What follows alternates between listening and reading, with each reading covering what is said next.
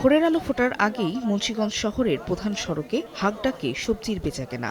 শিম, ফুলকপি, লাউ, টমেটো, বেগুন সহ বসেছে নানা সবজির পসরা। পর্যাপ্ত সরবরাহে প্রকারভেদে দাম কমেছে কেজিতে 20 টাকা পর্যন্ত। চাউলের দাম বেশি, তেলের দাম বেশি, সবটার দাম বেশি, কিন্তু আমার গৃহস্থের জিনিসের কোনো দামই নাই। আমদানি বেশি দেখে কমে আছে দাম। সবজির দাম দু একটা কম আছে, আর সব কিছুর দাম বাড়তে আছে। সিম 200 টাকা পালা, বাগুন 200 টাকা পালা, সিম এই কফি 20 টাকা 25 টাকা। সব বাজারে মোটামুটি সহনশীল মাত্রায় আছে। টমেটো কেজি প্রতি 45 থেকে 50 টাকা, মূলা 15 থেকে 20, নতুন আলু 24, বেগুন 30 থেকে 35 টাকায় বিক্রি হচ্ছে। এছাড়া প্রতি পিস ফুলকপি 15 থেকে 25 আর বাঁধাকপি বিক্রি হচ্ছে 20 থেকে 25 টাকায়।